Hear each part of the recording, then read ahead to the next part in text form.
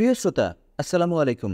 শুরু করছি ৩টি সেনা অভ্যুত্থান ও কিছু না বলা কথা এই বইটির দ্বিতীয় পর্ব।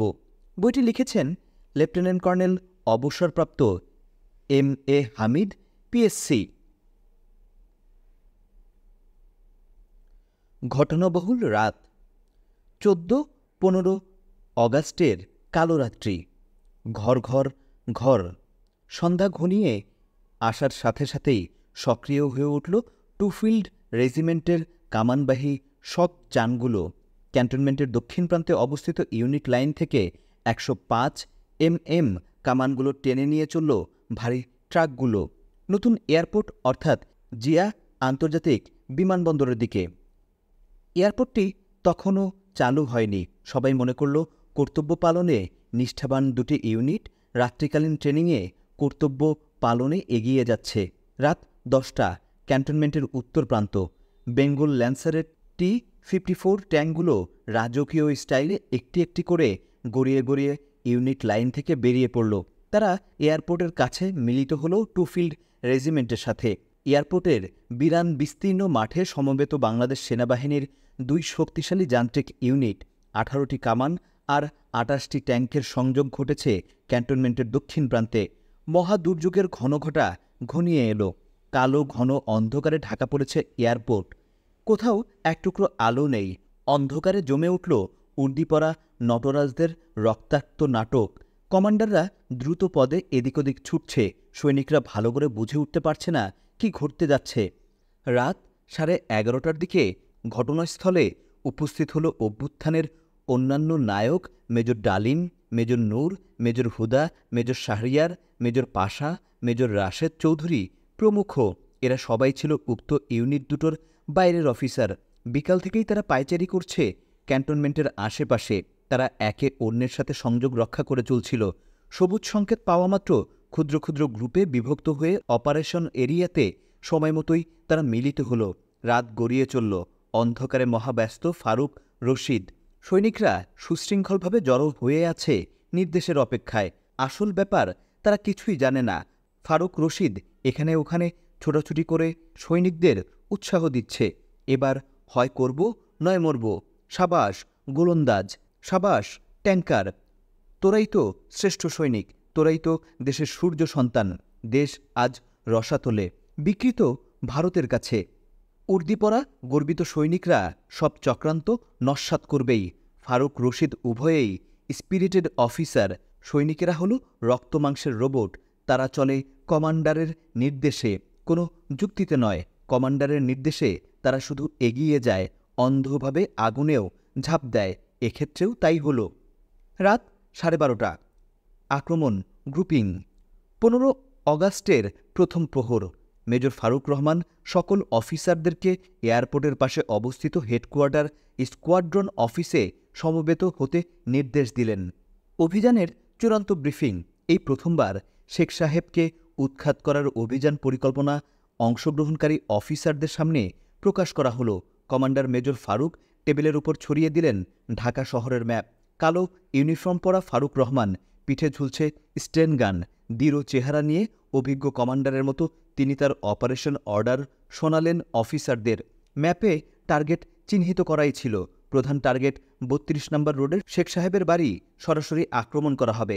আক্রমণের দায়িত্ব তারই ইউনিটের বিশ্বস্ত অফিসার মেজর মহিউদ্দিন। বাসাকে ঘিরে ধরা হবে দুটো বৃত্তে। ইনার বৃত্তে গ্রুপ বাসার উপরে সরাসরি আক্রমণে অংশ নেবে। আউটার বৃত্তে গ্রুপ রক্ষাকারী ও বাইরের যে কোনো আক্রমণ ঠেকাবে। আউটার বৃত্তের অফিসার থাকবে মেজর নূর ও মেজর হুদা। 27 নম্বর রোড, সোভানবাগ মসজিদ, lake bridge area road block সৃষ্টি করা হবে। প্রধান টার্গেট শেখ সাহেবের বাসায় আক্রমণের সাথে সাথে একই সময়ে আক্রমণ চালানো হবে ধানমন্ডিতে অবস্থিত শেখ ফজলুল হক মনি এবং শেখ সেরনিয়াবাতের বাসায়। ফারুক মেজর ডালিমকে শেখ সাহেবের বাসায় আক্রমণে উপস্থিত থাকতে বললেন, কিন্তু ডালিম পূর্ব সম্পর্কের অজুহাতে সেই আক্রমণ গ্রুপে না থেকে স্বেচ্ছায় শেখ সেরনিয়াবাতের বাসায় আক্রমণের দায়িত্বভার গ্রহণ করলেন। গ্রুপ কমান্ডার মেজর ডালিমকে একটি হেভি মেশিনগান সংযোজিত দ্রুতগতি জিপ দেওয়া হলো। সাথে দেয়া হলো প্রচুর পরিমাণে অ্যামুনিশন ও গুলি এবং 1 প্লাটুন ল্যান্সার সৈন্যসহ একটি বড় ট্রাক। শেখ মনির বাসায় আক্রমণের দায়িত্বে থাকলেন ফারুকের পরম বিশ্বস্ত রিসালদার মোসলেম উদ্দিন। রেডিও স্টেশন ও ইউনিভার্সিটি নিউ মার্কেট এরিয়া নিরাপত্তা গ্রহণে থাকবেন মেজর শাহরিয়ার। এই গ্রুপটি সম্ভাব্য বিডিআর আক্রমণ মোকাবেলা করবে। তার সাথে রইল 1 কোম্পানি সৈন্য। অপারেশনের প্রধান গুরুত্বপূর্ণ দায়িত্ব ছিল রক্ষী বাহিনীকে প্রতিহত করা। শেখ সাহেবের বাসা যখন আক্রান্ত হবে তখন প্রবল প্রতি আক্রমণের আশঙ্কা ছিল সাভার ও শেরেবাংলা নগরে অবস্থিত কয়েক হাজার রক্ষী বাহিনী থেকে। অপারেশন কমান্ডার মেজর ফারুক তার ট্যাঙ্ক বাহিনী নিয়ে রক্ষী বাহিনীকে প্রতিহত করার দায়িত্ব স্বয়ং তার কাঁধে গ্রহণ করলেন। 28টি ট্যাঙ্ক এবং 350 জন সৈনিক নিয়ে লড়বেন রক্ষী বাহিনীর সাথে। যদিও ট্যাঙ্কের কামানের গোলা তার কাছে ছিল না, তবে তার ট্যাঙ্কগুলোর মেশিনগানগুলোতে মজুদ ছিল পর্যাপ্ত গুলি। ডিসঅ্যামুনেটেড পদাতিক ট্রুপস 350 জন রাইফেলধারী সৈন্যকে সাজালেন রশিদের ইউনিট থেকে ধার নিয়ে 12টি ট্রাকে। তারা মেজর মহিউদ্দিনের নেতৃত্বে প্রধান টার্গেট অভিযানে অংশ নেবে। মেজর মনির বাসায় অভিযানেও তার 2 ট্রাকে 2 প্লাটুন সৈন্য অংশ নেবে। মেজর রশিদের অবস্থান ছিল কোথায়? মেজর রশিদের প্রধান কাজ ছিল অপারেশন পরবর্তী অবস্থার সামাল দেয়া ও সার্বিক রাজনৈতিক সমন্বয় সাধন। সে সরাসরি কোনো টার্গেট আক্রমণের দায়িত্বে ছিল না। তার 18টি কামান এয়ারপোর্টেই যথারীতি গোলা ভর্তি করে যুদ্ধ অবস্থায় তৈরি করে রাখা হলো। কামানগুলোর ব্যারেল রক্ষী বাহিনী হেডকোয়ার্টার ও প্রধান টার্গেট শেখ সাহেবের বাসার দিকে তাক করা। প্রয়োজন মতে কমান্ডারের নির্দেশ টার্গেটের উপর সেই অবস্থা থেকে ভারী গোলা নিক্ষেপ করা হবে। 32 নং রোড এবং রক্ষী বাহিনী হেডকোয়ার্টার রইল দূরপাল্লা কামানগুলোর রেঞ্জের মধ্যেই।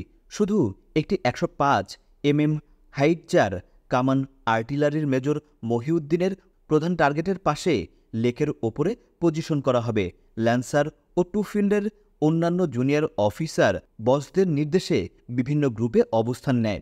রক্তঝরা অপারেশনের সার্বিক দায়িত্বে বেঙ্গল ল্যান্সারের মেজর সৈয়দ ফারুক রহমান। অবাক ব্যাপার, ওই রাতে সমস্ত ঘটনার প্রস্তুতি চলছিল আর্মি ফিল্ড ইন্টেলিজেন্স ইউনিটের পাশেই, মাত্র কয়েকশো গজ দূরে। তারা সবাই তখন ব্যারাকে নাক ডাকিয়ে ঘুমাচ্ছে। অভিযান শুরু। রাতের অন্ধকারে সবাইকে তাজা বুলেট ইস্যু করা হলো। সবাই যার যার অস্ত্র নিয়ে তৈরি। স্টার্ট টাইম সকাল 4টা। ল্যান্সারের সৈন্যদের অ্যামুনিশন ইস্যু করতে দেরি হচ্ছিল। ফারুক ছুটে গিয়ে ধমক দিয়ে কাজ ত্বরান্বিত করল। ইতিমধ্যে বিভিন্ন গ্রুপ নিজ নিজ কমান্ডারের অধীনে আপন আপন টার্গেটের উদ্দেশ্যে ধানমন্ডির দিকে যাত্রা শুরু করে দিয়েছে। সৈনিকরা গড্ডালিকার মতো তাদের লিডারদের অনুসরণ করছে। তারা সামনে কি ঘটতে যাচ্ছে তখনও কিছুই জানে না। শঙ্কা উত্তেজনায় সবাই কাঁপছে। ভোর 4:30। মেজর ফারুক রহমান তার ট্যাঙ্ক বাহিনীর 28টি ট্যাঙ্ক নিয়ে এয়ারপোর্ট রোড ধরে যাত্রা শুরু করলেন। ট্যাঙ্কের ঘর ঘর শব্দে সমগ্র ক্যান্টনমেন্ট ও বনানী এলাকা প্রকম্পিত হয়ে উঠল। মসজিদ থেকে তখন মুয়াজ্জিনের আজান ধ্বনি ভেসে আসছে। বনানী এমপি চেকপোস্টের কাছে এসে মেজর ফারুক তার লিডিং ট্যাঙ্ক নিয়ে ক্যান্টনমেন্টের ভেতরে ঢুকে পড়লেন। তিনি 46তম ব্রিগেডের ইউনিট লাইনের একেবারে ভেতর দিয়ে সংকীর্ণ বাইপাস রোড ধরে সাফায়েত জামিলের পদাতিক ব্রিগেডের আশেপাশের এলাকা কাঁপিয়ে সদর্পের সামনে এগিয়ে চললেন। এতগুলো ট্যাঙ্কের বিকট শব্দে কমান্ডার সাফায়েত জামিলের নিদ্রা ভঙ্গ হওয়ার কথা, কারণ ট্যাঙ্কগুলো এগিয়ে যাচ্ছিল তার বাসার ঠিক পেছন দিকেই। মাঠে জমায়েত বেঙ্গল রেজিমেন্টের সৈন্যরা পিপি প্যারেড ছুটাছুটি করছিল। তারা অবাক বিস্ময়ে তাদের লাইনের একেবারে ভেতর দিয়ে ট্যাঙ্কগুলোর সদর্প যাত্রা অবলোকন করছিল। কেউ কেউ হাত নাড়ল, কিন্তু কেউ বুঝতে পারল না মাত্র কিছুক্ষণের মধ্যে তাদের দ্বারা কি ভয়াবহ ঘটনা ঘটতে যাচ্ছে। ফারুক তার লিডিং ট্যাঙ্কগুলো নিয়ে ক্যান্টনমেন্টের বড় রাস্তায় এসে এয়ারফোর্সের হেলিপ্যাডের উল্টো দিকে একটি খোলা গেট দিয়ে অকস্মাৎ ডান দিকে মোড় নিয়ে পুরাতন এয়ারপোর্টে ঢুকে পড়লেন। তাকে অনুসরণ করছিল মাত্র 2টি ট্যাঙ্ক। বাকিরা পথ হারিয়ে কমান্ডারকে দেখতে না পেয়ে কিছুক্ষণ ইতস্ত করে সোজা এয়ারপোর্ট রোড ধরে ফার্ম গেটের দিকে অগ্রসর হতে থাকে। কমান্ডার ফারুক দ্রুত গতিতে যখন পুরাতন এয়ারপোর্টের পশ্চিম প্রান্তে উপনীত হন তখন মাত্র একটি ট্যাঙ্ক অনুসরণ করছে। সেটাও বিকল হয়ে থমকে পড়ল। এতে ফারুক মোটেই ভীত হলেন না। তিনি এয়ারপোর্টের দেয়াল ভেঙে তার ট্যাঙ্ক নিয়ে রক্ষী বাহিনী হেডকোয়ার্টারের সামনে উপস্থিত হলেন। সেখানে সারি বেঁধে কয়েকশো রক্ষী বাহিনী সৈন্য অস্ত্রে সজ্জিত হয়ে প্রস্তুতি গ্রহণ করছিল। একটি ট্যাঙ্কের যুদ্ধংদেহী উপস্থিতি দেখে তারা বেশ ঘাবড়ে গেল। তারা ফ্যালফ্যাল করে ট্যাঙ্কের দিকে তাকিয়ে থাকল। পরেরটুকু ফারুকের ভাষাই শোনা যাক। আমি আমার ট্যাঙ্ক চালককে নির্দেশ দিলাম, ধীরে ধীরে সামনে দিয়ে চলতে থাকো। ওরা আক্রমণ করলে সোজা ট্যাঙ্ক তাদের উপরে তুলে ঘুরিয়ে দেবে। তাছাড়া আমার আর কিছু করবার ছিল না, কারণ ট্যাঙ্কের কামানে গোলা ছিল না। আমি অসহায়, কিন্তু ঘাবড়ে যাইনি। দেখলাম রক্ষীদের তরফ থেকে কোনো আক্রমণাত্মক রিয়াকশন নেই, তারা ভয় পেয়ে গেছে। আমি নিশ্চিন্তে এগিয়ে গেলাম মিরপুর রোড ধরে সাভারের দিকে, কারণ আমার ট্যাঙ্কগুলোকে সাভারের দিক থেকে রক্ষী বাহিনীর আক্রমণ রোধের জন্য মিরপুর ব্রিজের কাছে পজিশন নিতে বলেছিলাম। আমি দ্রুত ব্রিজের কাছে পৌঁছে কিছু ট্যাঙ্ক ওখানেই দেখতে পাই, কিন্তু রক্ষী বাহিনীর কোনো নড়াচড়া দেখতে পাই না। অগত্যা আমি আবার ট্যাঙ্কগুলো নিয়ে শেরেবাংলা নগরের দিকে ফিরে আসলাম। আবার রক্ষী বাহিনী হেডকোয়ার্টারে পৌঁছে দেখি সেখানে রক্ষী বাহিনীর অফিসাররা কনফারেন্স করছে। আমি সব ট্যাঙ্ককে তাদের দিকে ব্যারেল তাক করে রেখে আমি নিজের ট্যাঙ্ক থেকে নেমে গেলাম এবং তাদের দিকে অগ্রসর হলাম। এতগুলো ট্যাঙ্ক তাদের ঘেরাও করে ফেলেছে দেখে রক্ষী অফিসাররা ভীষণভাবে ভীত হয়ে পড়ল। তাদের কমান্ডিং অফিসার কর্নেল হাসান তো রীতিমতো কাঁপছিল। এমনিতেই বেচারা ছিল দুর্বল প্রকৃতির মানুষ। আমি রক্ষী কমান্ডার কর্নেল হাসানকে বললাম, সরকার পরিবর্তন হয়ে গেছে, আপনাদের এখান থেকে আর্মিতে ট্রান্সফার করা হয়েছে, আপনারা এখনও নির্দেশ পান নাই? কর্নেল হাসান বললেন, ভাই সাহেব, আমি তো এসব কিছুই জানি না। তখন আমি তাদের টেলিফোন থেকে তাদের সামনেই সিজিএস ব্রিগেডিয়ার খালেদ মোশাররফকে ফোন করলাম। তাকে না পেয়ে ডাইরেক্ট মিলিটারি অপারেশন কর্নেল নুরুদ্দিনকে ফোন করলাম। ততক্ষণে অবশ্য রেডিওতে ঘোষণা শুরু হয়ে গেছে। নুরুদ্দিন সাহেবকে বললাম এদেরকে অবস্থাটা বুঝিয়ে দিতে। তার সাথে কর্নেল হাসানের কথা হলো। তিনি বুঝিয়ে বললেন, এখন অপেক্ষা করুন, চিফের কামরায় মিটিং চলছে, নির্দেশ পরে জানাবো। তখন প্রায় 8টা বেজে গেছে। আমি রক্ষী বাহিনী ও তার অফিসারদের ওইভাবে আতঙ্কগ্রস্ত রেখে ট্যাঙ্ক নিয়ে 32 নম্বর রোডের দিকে ছুটে গেলাম। 32 নম্বর রোডে আক্রমণ, টাটা টাটা টাটা, ঘ্রুম ঘ্রুম। ভোর 5:15। আক্রান্ত হয়েছে ধানমন্ডি এলাকায় বিভিন্ন টার্গেট পয়েন্ট। চারদিকে ছুটছে বুলেট, গোলাগুলির শব্দে সমগ্র এলাকা প্রকম্পিত। আক্রান্ত হয়েছে শেখ মনি ও সেরনিয়াবাতের বাসা। মেজর ডালিম ও রিসালদার মোসলেম উদ্দিনের নেতৃত্বে প্রায় একই সময়ে দুটি বাসা আক্রান্ত হয়েছে। তবে মূল টার্গেট শেখ সাহেবের 32 নং রোডের বাসার উপর আক্রমণ শুরু করতে কিছুটা বিলম্ব ঘটছিল। ট্যাকটিক্যাল প্ল্যান অনুযায়ী সৈন্যদের পজিশন করতে এবং কামান মেশিনগান স্থাপন করতে সময় লাগছিল। হামলাকারীদের নিজেদের মধ্যে কথা কাটাকাটি ও বিভ্রান্তির জন্যও কিছুটা সময় নষ্ট হয়। আনুমানিক 5:30টার দিকে রাষ্ট্রপতি ভবনে আক্রমণ শুরু হয়ে যায়। প্রথম গেটেই ঢুকতে গিয়েই গোলাগুলির সূত্রপাত হয়। তারপর তা প্রবল আকার ধারণ করে। রাষ্ট্রপতি ভবন থেকে পুলিশ গার্ডরা অবিরাম গুলি চালিয়ে সেনাদের আক্রমণে বাধা দিতে থাকে। এই সময় শেখ সাহেব নিচে বারান্দায় বেরিয়ে আসেন এবং পুলিশদের ফায়ার বন্ধ করতে বলেন। এতে আক্রমণকারী সৈন্যরা বিনা বাধায় বাড়িতে ঢোকার সহজ সুযোগ পেয়ে যায়। শেখ সাহেব যখন গোলাগুলির মধ্যে আক্রান্ত ছিলেন তখন তিনি বাসা থেকে বিভিন্ন দিকে ফোন করতে সক্ষম হয়েছিলেন। তিনি তার মিলিটারি সেক্রেটারি কর্নেল জামিলকে ফোনে পেয়েছিলেন। তাকে বললেন, জামিল, তুমি তাড়াতাড়ি এসো, আর্মির লোক আমার বাসা আক্রমণ করেছে। শফিউল্লাহকে ফোর্স পাঠাতে বলো। জামিল ফোন পেয়ে তৎক্ষণাৎ ঘটনাস্থলে তার প্রাইভেট লাল কার হাঁকিয়ে ছুটে যান 32 নম্বর রোডে। কিন্তু সৈন্যদের গুলিতে বাসার কাছেই তিনি নিহত হন। জেনারেল শফিউল্লাহকে তিনি ফোন করেছিলেন, হয়তো পাচ্ছিলেন না। একসময় শফিউল্লাহই তাকে ফোনে পেয়ে যান। শেখ সাহেব বললেন, শফিউল্লাহ, আমার বাসা তোমার ফোর্স অ্যাটাক করেছে, কামালকে হয়তো মেরেই ফেলেছে, তুমি তাড়াতাড়ি ফোর্স পাঠাও। শফিউল্লাহ বললেন, sir, can you get out, I am doing something. এরপর তার ফোনে আর সাড়া পাওয়া যায়নি। শফিউল্লাহ ফোনে গোলাগুলির শব্দ শুনতে পান। তখন বেলা আনুমানিক 5:50। শফিউল্লাহ বিভিন্ন দিকে ফোন করতে থাকেন। প্রথমেই তিনি ফোন করেন 46 ব্রিগেড কমান্ডার সাফায়েত জামিলকে। তাকে প্রথম বেঙ্গল ও চতুর্থ বেঙ্গল রেজিমেন্ট মুভ করতে বলেন। শফিউল্লাহ অবশ্য সাফায়েত জামিলকে বেশ কিছুক্ষণ আগেই 5:15টার দিকে ট্রুপস মুভ করতে বলেছিলেন, কারণ ধানমন্ডির দিকে ট্যাঙ্ক মুভমেন্টের খবর তিনি আনুমানিক 5:15টার দিকে গোয়েন্দা প্রধান কর্নেল সালাউদ্দিন মারফত প্রথম অবগত হন। কিন্তু তার নির্দেশ সত্ত্বেও সাফায়েত জামিল তখন কোনো অ্যাকশন নেয়নি। অন্যদিকে সাফায়েত জামিল বলেছে, শফিউল্লাহ এখনও আমাকে কোনো নির্দেশ দেননি।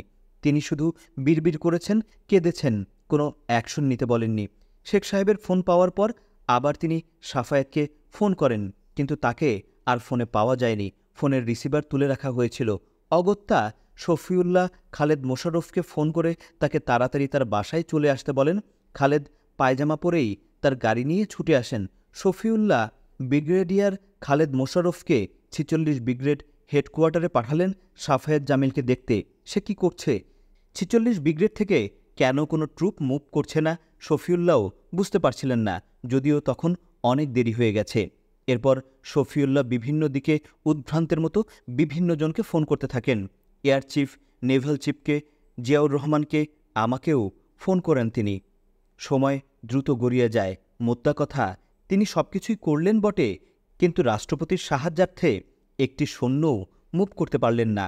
সকাল ৬ ঘটিকা রেডিও বাংলাদেশ ভেসে আসলো মেজর ডালিমের বজ্রকণ্ঠের ঘোষণা, স্বৈরাচারী শেখ মুজিবকে হত্যা করা হয়েছে। হতবম্ব বাংলাদেশ, বিনা মেঘে বজ্রপাত। কিংকর্তব্যবিমূঢ় শফিউল্লাহ। তাহলে কি তার নির্দেশ কেউই মানল না? তিনি কি সংবাদ শুনে ভেঙে পড়েছিলেন? তিনি কি নির্দেশ দিতে ইচ্ছাকৃতভাবে দেরি করেছিলেন, নাকি তিনি ছিলেন অসহায়?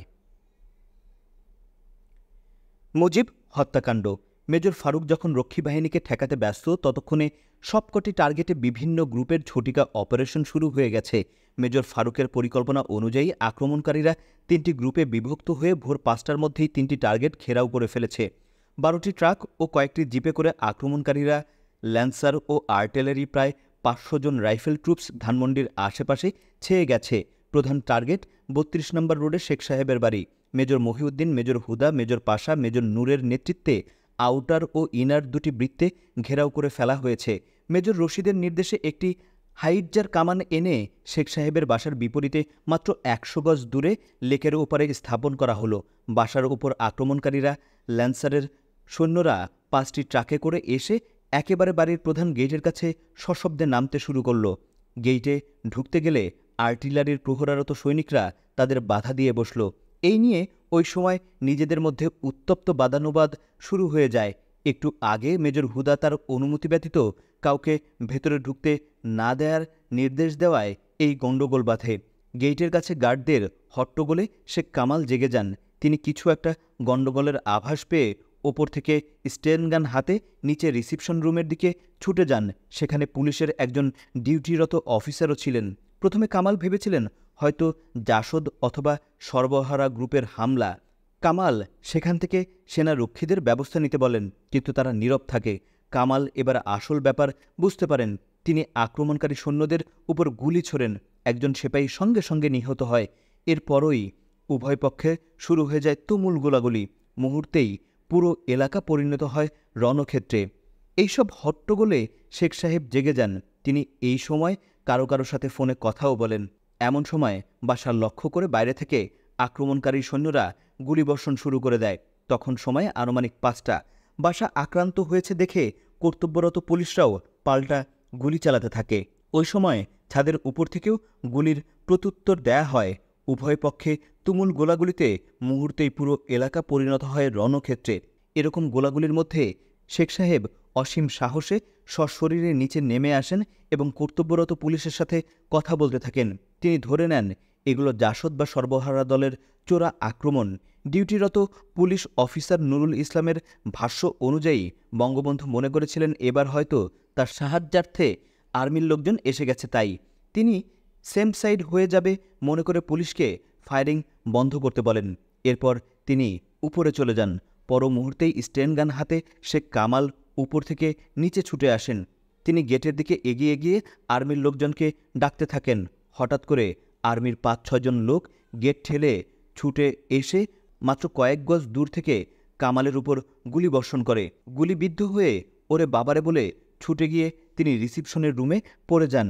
সেখানেই মৃত্যুর কোলে ঢলে পড়েন।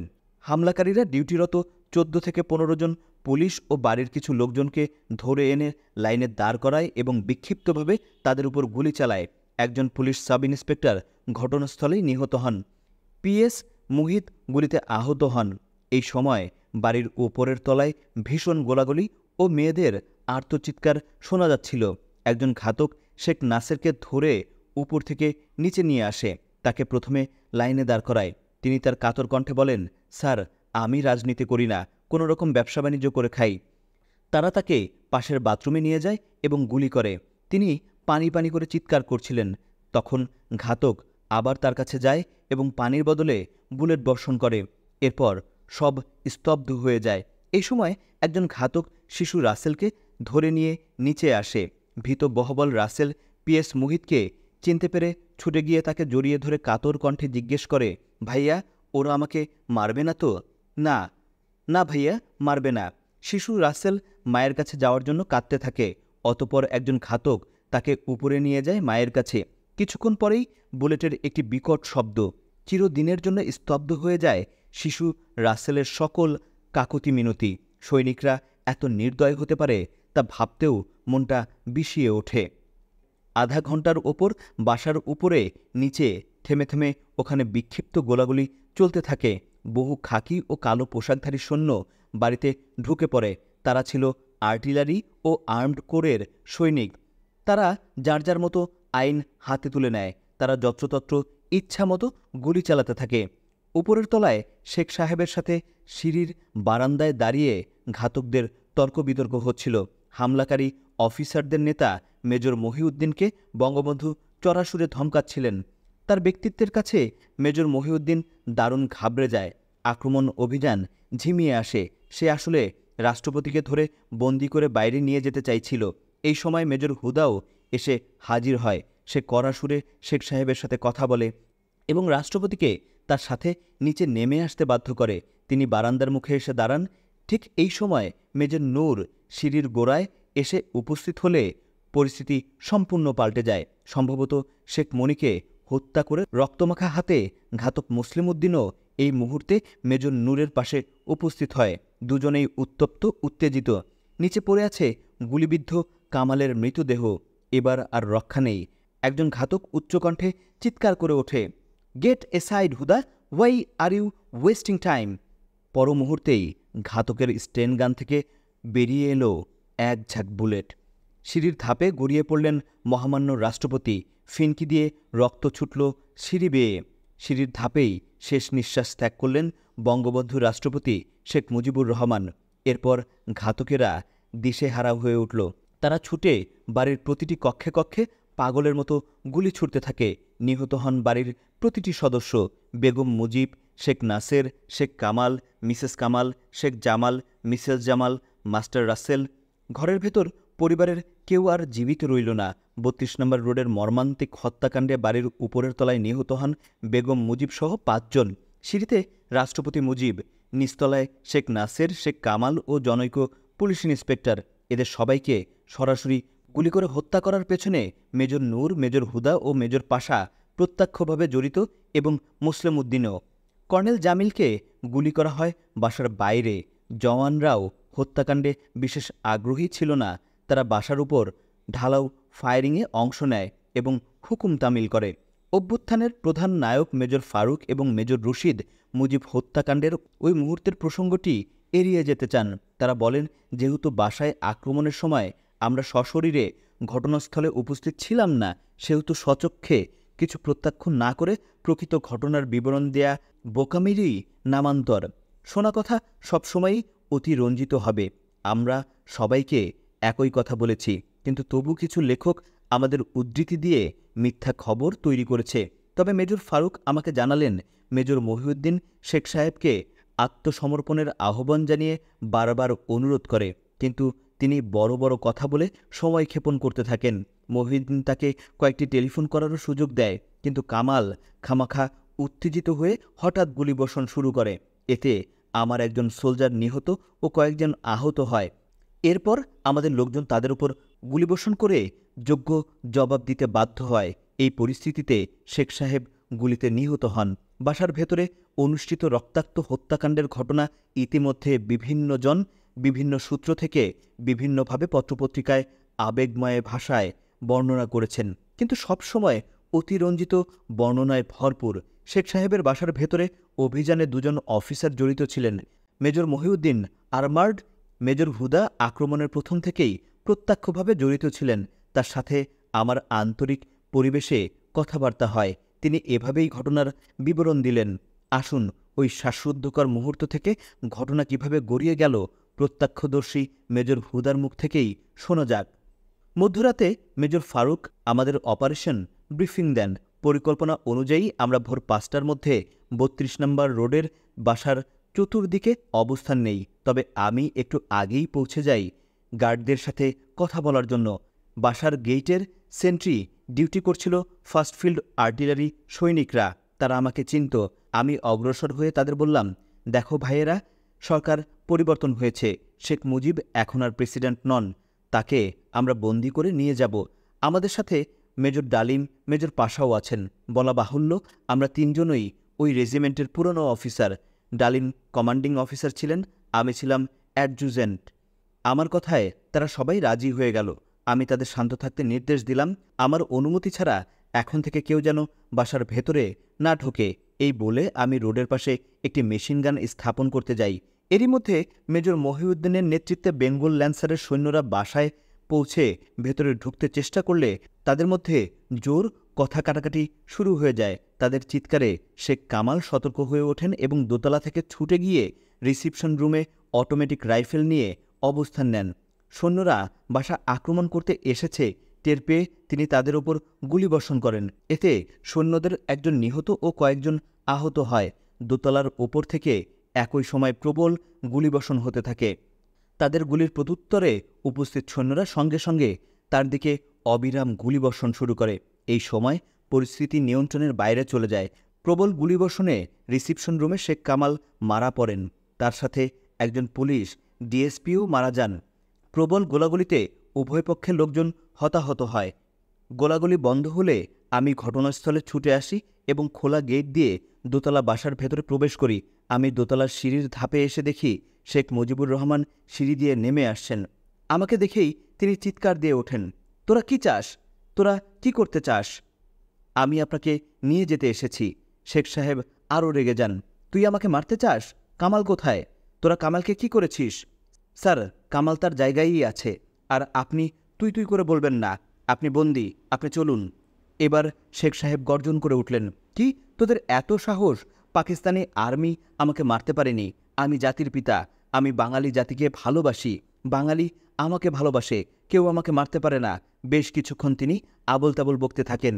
তখন আমি বললাম, স্যার, এসব নাটকীয় কথাবার্তা রাখুন, আপনি চলুন আমার সাথে, আপনি বন্দী। শেখ সাহেব এবার নরম হয়ে আসেন, বলেন, তোরা আমাকে এইভাবে নিয়ে যেতে চাস? আমার তামাক আর পাইপটা নিতে দে। এই বলে তিনি তার শয়নকক্ষের দিকে পা বাড়ান। আমিও তার পেছন পেছন যাই, মেজর মহিউদ্দিনের সাথে। আমার হাতে তার তামাকের টিন ও দিয়াশালাই নেই। তখন তাকে আর কোনো টেলিফোন করতে বা সময় ক্ষেপণ করতে দেই নাই। কথাবার্তায় মাত্র মিনিট 3 সময় নষ্ট হয়। কামরা থেকে বেরিয়ে তাকে নিয়ে আমি সিঁড়ির বারান্দার মুখে উপস্থিত হই। তিনি সামনে, আমি তার একটু পেছনে বাঁ পাশে। মেজর মহিউদ্দিন ও 2-3 জন সেপাই আমার পেছনে। বারান্দায় নামতে 1 পা দিতেই পেছন দিকের সিঁড়ি সংলগ্ন রুমের করিডোরে ঘরের ভেতর থেকে কেউ রাইফেল থেকে আচমকা গুলি ছোড়ে। আমার ঠিক পেছনে দাঁড়ানো সেপাই আহত হয়ে পড়ে যায়। আমি মেঝেতে শুয়ে পড়ে পজিশন নেই। শেখ সাহেব দাঁড়িয়েই থাকেন। সিঁড়ির নিচে 6-7 ফুট দূরে দাঁড়িয়েছিল কয়েকজন কালো উর্দি পরা সৈনিক। তারাও সঙ্গে সঙ্গে সামনে থেকে এক ঝাঁক গুলি বর্ষণ করে। গুলি শেখ সাহেবের বুকে আঘাত হানে। তিনি সঙ্গে সঙ্গে ধপাস করে সিঁড়ির ওপরে পড়ে যান। সৈন্যরা কামরা লক্ষ্য করে আরও গুলি ছুড়ল। এর পরপরই ঘরের ভেতরে বাইরে এলোপাথারি বেশ কিছুক্ষণ গোলাগুলি চলে। ঘটনাটা ঘটে গেল আমার চোখের সামনে একেবারে অপ্রত্যাশিতভাবে। আমি নিজেই ঘটনার আকস্মিকতায় হতবম্ব হয়ে যাই। শেখ সাহেব তখন মৃত। তার বুক থেকে সিঁড়ি বেয়ে প্রচুর রক্ত গড়িয়ে পড়ছে। তাকে ওই অবস্থায় রেখে আমি নিচের দিকে যাই। দেখি সবাই ভয়ে উত্তেজনায় কাঁপছে। আমি তখন কি করি বুঝে উঠতে পারছিলাম না। যে সৈনিকটি আহত হয়েছিল তাকে ধরাধরি করে হাসপাতালে পাঠাবার ব্যবস্থা করলাম।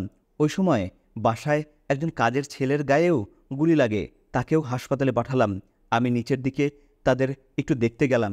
এমন সময় দোতলার ওই রুমের জানালা থেকে হঠাৎ আবার একঝাঁক গুলিবর্ষণ করা হলো।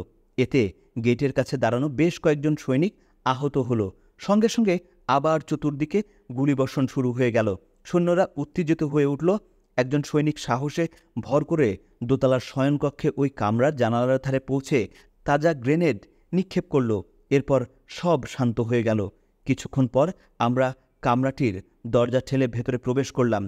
সেখানে দেখি গ্রেনেডের আঘাতে কামরার ভেতরে জড়ো হওয়া সবাই নিহত হয়েছে।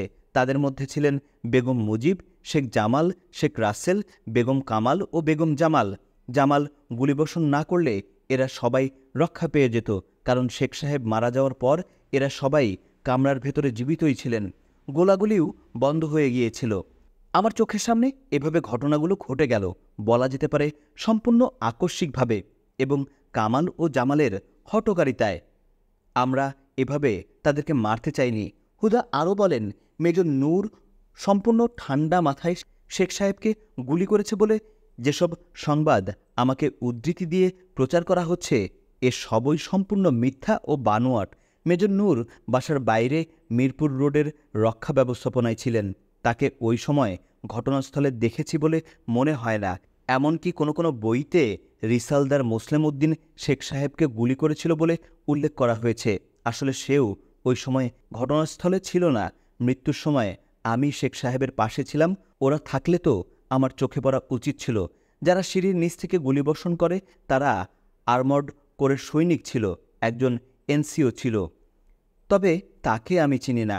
তারা সিঁড়ির উপর করিডোর থেকে গুলি হওয়ায় ভীত সন্ত্রস্ত হয়ে ব্যালেন্স হারিয়ে শেখ সাহেবের প্রতি গুলিবর্ষণ করে বলেই আমার মনে হয়। আমি শেখ সাহেবের বাঁ পাশে ছিলাম। ব্রাশফায়ারে আমারও মারা যাওয়ার মতো অবস্থা হয়েছিল। শেখ সাহেবের বাসায় অপারেশনের সময় মোট 3 দফায় গোলাগুলি হয়।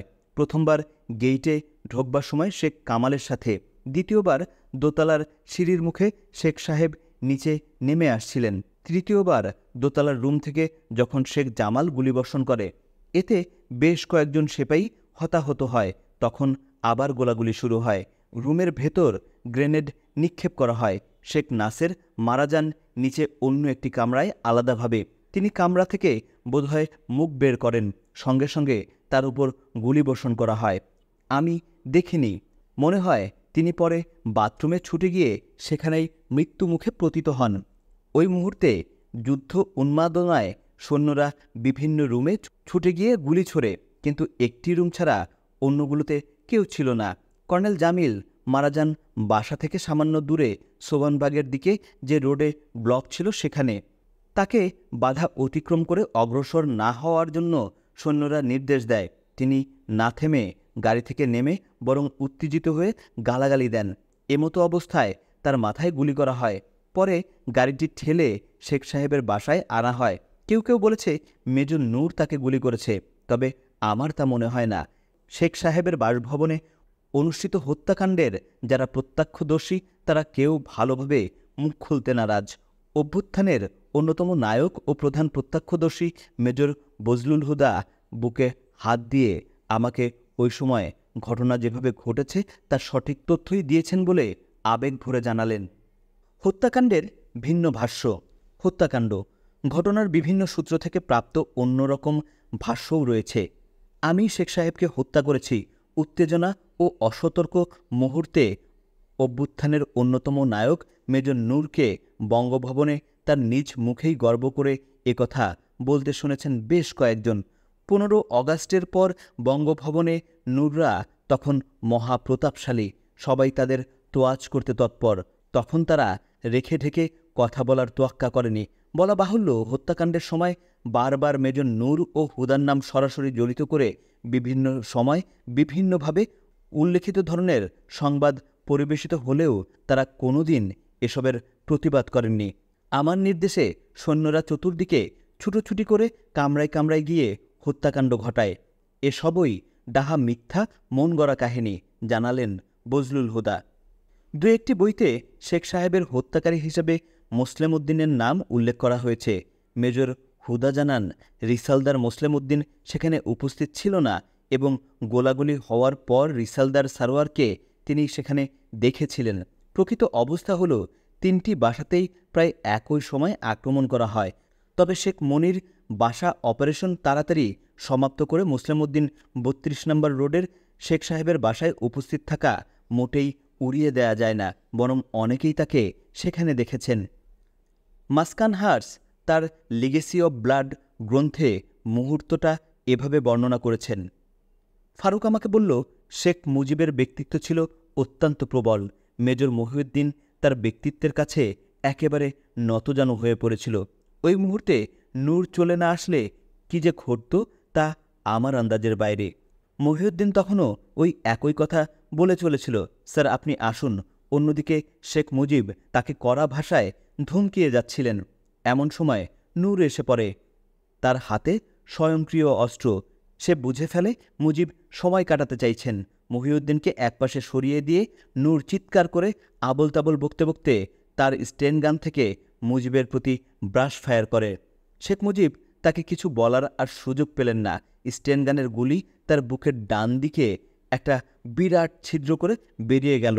অধ্যাপক আবু সাঈদ তার বঙ্গবন্ধু হত্যাকাণ্ড বইতে লিখেছেন, যতদূর জানা যায় সুবেদার মুসলিম উদ্দিন শেখ মনিকে খুন করে এসে সাথে সাথেই বঙ্গবন্ধুকে লক্ষ্য করে গুলি ছোড়ে। বঙ্গবন্ধু থমকে দাঁড়ান, তারপর পড়ে যান সিঁড়ির উপরে। সময় 5:40। পড়ে যাওয়া দেহটার ওপর চলে brush fire. Lieutenant colonel M A. Mannan ছিলেন এ সময় মেজর মহিউদ্দিনের কমান্ডার।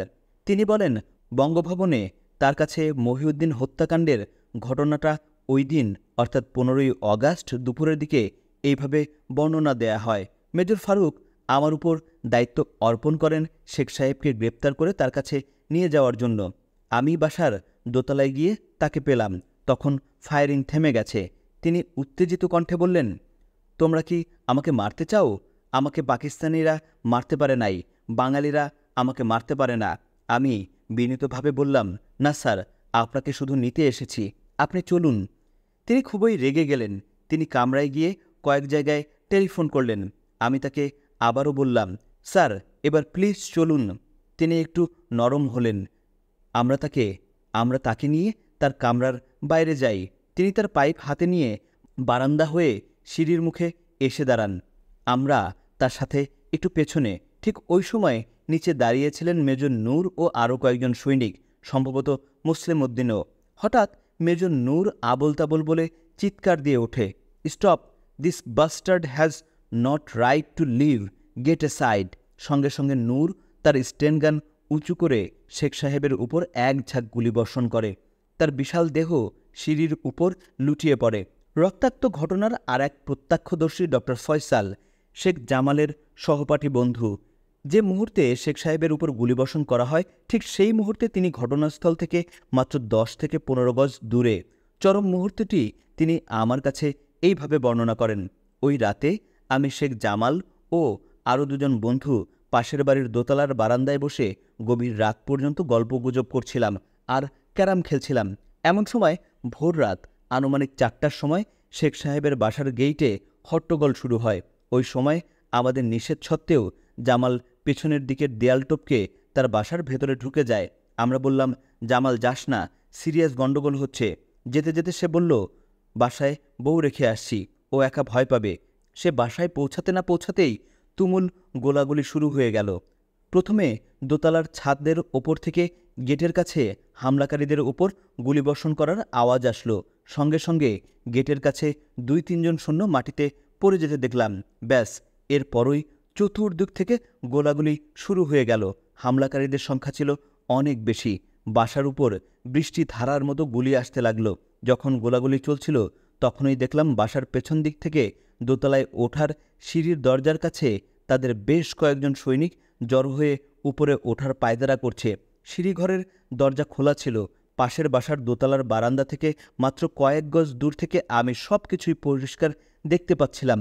হঠাৎ লক্ষ্য করলাম হামলাকারীদের কজন সিঁড়ি দিয়ে বাসার ভেতরে ঢুকে পড়েছে এবং শেখ সাহেবের সাথে সিঁড়ির ধাপে দাঁড়িয়েই তুমুল বাকবিতান্ডা করছে। শেখ সাহেব চড়া সুরে উত্তেজিত কণ্ঠে তাদের সাথে ধমক দিয়ে কথা বলছিলেন।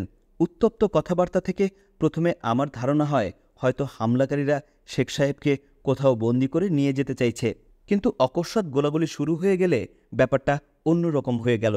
শেখ সাহেব বারান্দার সিঁড়ির মুখে দাঁড়িয়েছিলেন। তিনি কামিজ দিয়ে তার চশমা মুছছিলেন। তার মুখে সিঁড়িঘরের বাতির আলো পড়েছিল। সিঁড়িঘরের লম্বা প্রশস্ত কাচের জানালা দিয়ে আমি তাকে স্পষ্ট দেখতে পাচ্ছিলাম। তার পাশে পেছনে দুজন পোশাকধারী লোকও ছিল।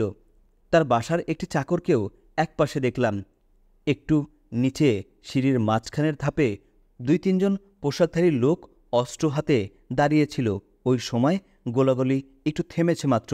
নিচের একজন হঠাৎ উত্তেজিতভাবে শেখ সাহেবকে গালাগালি দিয়ে বকতে শুরু করল। একটি আওয়াজ স্পষ্ট শুনলাম, গেট এ সাইড। সঙ্গে সঙ্গে টাটাটাটাটা বিকট শব্দে একটি ব্রাশ ফায়ার। আমার চোখের সামনেই দাঁড়িয়ে থাকা শেখ সাহেব সিঁড়ির উপর লুটিয়ে পড়লেন। পর মুহূর্তেই কয়েকজন সৈন্য বাসার ভেতর পাগলের মতো এদিক ওদিক ছুটোছুটি করে কামড়ায় কামড়ায় গিয়ে এলোপাথারি গুলি ছুটতে শুরু করল। ভয়াবহ ঘটনাটি প্রত্যক্ষ করে আমি দারুণ ভয় পেয়ে গেলাম। আমি তৎক্ষণাৎ সেখান থেকে ছুটে বাসার পেছন দিকে পালিয়ে গেলাম। আমার দুঃখ হয়, আমরা ওই রাতে মজা করে মুরগির রোস্ট খাবো বলে চাঁদা করে মুরগি কিনেছিলাম। রোস্ট খাওয়ার ঠিক পূর্ব মুহূর্তে গণ্ডগোল শুরু হলে জামাল ছুটে চলে গেল বাসায়। তার আর রোস্ট খাওয়া হলো না। কে জানতো সে আর ফিরে আসবে না। সে ঘরে না গেলে হয়তো বেঁচে যেত। শেখ সাহেবের বাসায় যখন গোলাগুলি শুরু হয় তখন ভোরের আলো পরিষ্কার। গোলাগুলির কারণে সমগ্র এরিয়াতে যুদ্ধ অবস্থার সৃষ্টি হয়। যে যেদিকে পারে গুলি ছুড়ছিল। এই বিশৃঙ্খলার মধ্যে শেখ সাহেবের বাসা লক্ষ্য করে মেজর মহিউদ্দিন আর্টিলারি কামান থেকে মাত্র 100 গজ দূরে থেকে সরাসরি প্রথম গোলা নিক্ষেপ করে।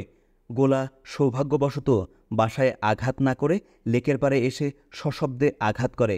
কামানের গোলার শব্দে সমস্ত এলাকা কেঁপে ওঠে। দ্বিতীয় গোলার ব্যারেল একটু উঁচু করে ছোড়া হলো। এবার কামানের গোলা সশব্দে বাসার ছাদের উপর দিয়ে গিয়ে মোহাম্মদপুরে নিক্ষিপ্ত হয়। ওখানে কিছু হতাহত হয়। আরও 3টি গোলা নিক্ষেপ করা হলো। গোলার শব্দে সৈন্যগণ আরও উত্তেজিত হয়ে উঠল। তারা বাসার ভেতর ছুটোছুটি করে পাগলের মতো গুলি ছুটতে লাগলো। আশেপাশের লোকজন, পুলিশ, রক্ষী বাহিনীরা মনে করল ট্যাঙ্ক থেকে গোলাবর্ষণ করা হচ্ছে। আমি আর্টিলারির মেজর মহিউদ্দিনকে জিজ্ঞেস করলাম, তোমরা যে কামানের গোলা শেখ সাহেবের বাসা লক্ষ্য করে নিকট থেকে ছুড়লে, তার বাড়িতে আঘাত করলে, সেখানে তো বেশিরভাগ তোমাদেরই লোকজন গিজগিজ করছিল, ওরাই তো সবাই মারা পড়ত। সে বলল, স্যার, এরকম উত্তেজনার সময় আমাদের কারো মাথায় তখন কি হুঁশ ছিল? নির্দেশ পেয়েছি, ট্রিগার টিপেছি, কি হবে কি হবে না ভেবে দেখিনি। অভিযান সমাপ্ত হলো। রাষ্ট্রপতি শেখ মুজিবুর রহমান মারা পড়লেন। সিঁড়ির ধাপে পড়ে রইল তার রক্তাপ্লুত মৃতদেহ। অভিযানে মারা পড়লেন তার পরিবারের ছোট বড় সকল সদস্য। শুধু পরিবারের 2জন সদস্য দেশের বাইরে থাকায় সৌভাগ্যক্রমে প্রাণে বেঁচে গেলেন। তাদের একজন শেখ হাসিনা, অন্যজন শেখ রেহানা। প্রকাশ্য দিবালোকে রাষ্ট্রপতির বাসভবনে অভিযান। অদূরে নীরব দাঁড়িয়ে রইল প্রস্তুত অবস্থায় 3000 রক্ষী বাহিনী। পুলিশ, বিডিআর রইল ঘুমিয়ে। মজার ব্যাপার, রক্ষী বাহিনীর 40-50 জন গার্ড ছিল বাসার নিরাপত্তায়। তারা প্রথম সুযোগেই আত্মসমর্পণ করে। তাদের নিরস্ত্র করে ওইখানেই মাটিতে শুইয়ে রাখা হয়। শেখ সাহেবের মৃত্যু ঠিক কয়টার সময় ঘটে সঠিক মুহূর্তটা কেউ বলতে পারছে না। তিনি সর্বশেষ কথা বলেন আর্মি চিফ জেনারেল শফিউল্লাহর সাথে 5:50 থেকে 6টার মধ্যে। এর কিছুক্ষণ পরেই তার মৃত্যু ঘটে, অর্থাৎ তিনি 5:55 থেকে 6:05 মধ্যে মৃত্যুমুখে পতিত হন বলে ধারণা করে নেওয়া যেতে পারে। শেখ মুজিবের প্রকৃত হত্যাকারী কে? ঘটনাবহুল 15 অগাস্টের সকালবেলা। দিনটি ছিল পবিত্র শুক্রবার। আক্রান্ত হল 32 নং রোডের 677 নম্বর বাড়ি। আক্রমণকারীরা শেখ সাহেবকে বন্দি করে তাকে নিয়ে নিচে নামতে থাকে। তার সাথে মেজর মহিউদ্দিন আর্মার্ড ও মেজর হুদা, একজন তার বাপাশে, অন্যজন একটু পেছনে। এমন সময় সিঁড়ির ধাপে একটু নিচে দাঁড়ানো 3-4 জন সৈনিক বন্দুক উঁচিয়ে বিনা উস্কানিতে সরাসরি রাষ্ট্রপতির উপর গুলিবর্ষণ করল। কারা ছিল ওই কিলার গ্রুপে? কে গুলিবর্ষণ করল শেখ সাহেবের বুক লক্ষ্য করে? অগাস্ট হত্যাকাণ্ডের ঠিক পরপরই যার নাম মুজিব হত্যার সাথে সবার মুখে মুখে বঙ্গভবনে ও ক্যান্টনমেন্টে উচ্চারিত হলো, সে হলো মেজর নূর চৌধুরী ও রিসালদার মোসলেম উদ্দিন। প্রথমত মেজর নূর ওই দিন শেখ সাহেবের বাসার উপর আক্রমণ গ্রুপের অন্যতম সদস্য ছিল। দ্বিতীয়ত, শেখ সাহেব তাকে বাধ্যতামূলক অবসর দেয়ায় তার ঘৃণা ও আক্রোশ ছিল স্বাভাবিক। উপরন্তু দ্বিতীয় প্রত্যক্ষদর্শী মেজর মহিউদ্দিন সরাসরি উল্লেখ করেছেন, নূরই শেখ সাহেবের উপর ঠান্ডা মাথায় গুলিবর্ষণ করে। আমি নিজে যখন শেখ সাহেবের বাসায় 15 তারিখ দুপুরে পরিদর্শনে যাই, তখন আমি মেজর পাশা এবং আরও 2 জন ল্যান্সার সৈনিককে জিজ্ঞেস করি শেখ সাহেবকে কে গুলি করেছিল। তারাও তখন মেজর নূর এবং মুসলিম উদ্দিনের কথাই আকারে ইঙ্গিতে প্রকাশ করে। একজন সৈনিক জনৈক এনসিওর নাম বলে, নামটি এখন স্মরণ করতে পারছি না। আর একজন বলেছিল একজন মেজর সাহেব ইংলিশে গালাগালি করে গুলি করেন। মোট কথা, মুসলিম উদ্দিন অথবা মেজর নূর, এই দুজনের একজনের স্টেনগান থেকে গুলি বর্ষিত হয়। জেনারেল শফিউল্লাহও মেজর নূরের নামই শুনেছেন বলে আমাকে জানালেন। রশিদ ফারুক সরাসরি কারো নাম বলতে চায় না। তাদের কথা আমরা তখন ঘটনাস্থলে উপস্থিত ছিলাম না, সুতরাং না দেখে কারো নাম নেওয়া উচিত হবে না। কিছুদিন আগে আমি যখন ফারুকের সঙ্গে একান্ত সাক্ষাতে আলাপ করছিলাম, তখন আমি তাকে বললাম, দেখো ফারুক, মাসকারেনহাস তার বইতে লিখেছে তুমি তাকে ইন্টারভিউ দিয়ে বলেছ মেজর নূরই গুলি করেছে। সঙ্গে সঙ্গে ফারুক উত্তেজিত হয়ে বলল, ওই বেটা মিথ্যাবাদী, আন্দা হাফিজ এটা ওটা যাতা গল্প বানিয়েছে। আমি তাকে বলেছিলাম মহিউদ্দিন ছিল আক্রমণ গ্রুপের কমান্ডার। ঘটনার পরপরই সে আমাকে রিপোর্ট দেয় যে মেজর নূর শেখকে হত্যা করেছে। কারণ আমি তাকে যখন জিজ্ঞেস করলাম তোমরা ওনাকে মেরে ফেললে কেন, তখন সে বলে সিঁড়ি দিয়ে নামবার সময় হঠাৎ নূর উত্তেজিত হয়ে তার উপর ফায়ার করে বসে। এই ছিল ফারুকের স্পষ্ট কথা। দেখা যায় এখানেও মেজর নূরের নামই প্রতিধ্বনিত হচ্ছে। প্রকৃত অবস্থা হলো, শেখ সাহেব যখন সিঁড়ি দিয়ে নিচে নেমে আসছিলেন, তখনই তাকে থামিয়ে রীতিমতো তাক করে মাত্র 7 ফুট দূরত্ব থেকে তার বুক লক্ষ্য করেই গুলি করা হয়। তার বুকে 18টি গুলির আঘাত পাওয়া যায়। সবকটি তার বুক ও পাঁজরের প্রায় একই স্থানের কাছাকাছি আঘাত করে। কোনো গুলিই তার গলা বা মুখমণ্ডলে আঘাত করেনি। তা আমার নিজের চোখেই কাছ থেকে দেখা। এতে প্রতীয়মান হয় যে একটি স্টেনগান থেকেই তাক করা এক ঝাঁক ব্রাশ ফায়ার সরাসরি তার বুকে আঘাত হানে। তা নূরের স্টেনগান থেকে হোক, আর মুসলিম উদ্দিনের স্টেনগান থেকেই হোক, অথবা হাবিলদারের। অন্যরা তার উপর ফায়ার করলেও গুলি এদিক সেদিক যায়। শুধু 2টো গুলি তার পায়ে আঘাত করে, একটি গুলি ওপরে একজন সৈনিকের গায়েও লাগে। যাই হোক, যার তাক করা ব্রাশ ফায়ারে শেখ সাহেবের বুকে মৃত্যু বাণের মতো আঘাত হানল, সে কে হতে পারে? নিঃসন্দেহে ওই 3 জনেরই একজন। 80% সম্ভাবনা মেজর নূর, যার কথা বিভিন্ন সূত্র থেকে বেশিরভাগ লোক উল্লেখ করেছেন। শেখ সাহেবকে ফায়ার করার মুহূর্তে তাকে ইংরেজিতে বকাবকি করা হয়। 3 জনের মধ্যে একমাত্র মেজর নূরের পক্ষেই ইংরেজিতে বকাবকি করা সম্ভব ছিল। সিঁড়ির যে স্থানে কিলার গ্রুপটি দাঁড়িয়েছিল, সেখানে স্বল্প পরিসর জায়গায় সামনের 2-1 জন ছাড়া তাদের পেছনে অবস্থান গ্রহণকারী অন্যদের শ্যুট করার প্রশ্নই আসে না। তাই ধরে নেওয়া যায় একজনই ঠান্ডা মাথায় স্টেনগান তাক করে গেট এ সাইড বলে ব্রাশ ফায়ার করেছিল। বাকিরা বন্দুক উঁচিয়ে থাকলেও তারা ফায়ার করতে পারে, নাও করে থাকতে পারে। এখানে উল্লেখ্য যে প্রত্যক্ষদর্শী মেজর হুদা বলেছিলেন, সিঁড়ির নিচে দাঁড়িয়ে থাকা কয়েকজন ঘাবড়ে গিয়ে একসাথে ফায়ার করে। একা কেউ নয়। তার কথা সঠিক বলে ধরে নিলে শেখ সাহেবের বিশাল দেহের সর্বত্র ছড়িয়ে ছিটিয়ে অসংখ্য গুলি আঘাত পাওয়া যেত, কিন্তু তা ছিল না। শুধু বুকের একটি স্থানেই বুলেটের আঘাত কেন্দ্রীভূত ছিল, যা প্রমাণ করে একজনের তাক করা এইমড ফায়ার, ব্রাশ ফায়ার থেকেই ক্ষতের সৃষ্টি হয়, বহুজনের ফায়ার থেকে নয়। অতএব বিভিন্ন তথ্য ও সূত্র এবং তাৎক্ষণিক পরিস্থিতি পর্যালোচনা করে এই সিদ্ধান্তে উপনীত হওয়া যায় যে রাষ্ট্রপতি শেখ মুজিবুর রহমানের উপর গুলি বর্ষণকারী ব্যক্তিদের দলে ছিল 3 জন, মেজর নূর চৌধুরী, রিসালদার মুসলিম উদ্দিন ও জনৈক ল্যান্সার এনসিও। এদের মধ্যে মেজর নূর চৌধুরীর নামই সর্বাগ্রে। তারই তাক করা স্টেনগান থেকে বর্ষিত ব্রাশ ফায়ার থেকেই রাষ্ট্রপতি শেখ মুজিবুর রহমান নিহত হন, এটা মোটামুটি নিশ্চিতভাবে ধরে নেওয়া যায়। প্রিয় শ্রোতা, আমাদের দ্বিতীয় পর্ব আজকের মতো এখানেই শেষ করছি। আমাদের বইগুলো নিয়মিত শুনতে চাইলে audio books by book bank YouTube চ্যানেলটিতে সাবস্ক্রাইব করে রাখবেন। আর আপনারা সবার আগে নোটিফিকেশন পেতে চাইলে অবশ্যই বেল আইকন বাটনটি প্রেস করে রাখবেন। ধন্যবাদ সবাইকে। আল্লাহ হাফেজ। দেখা হচ্ছে পরবর্তী পর্বে।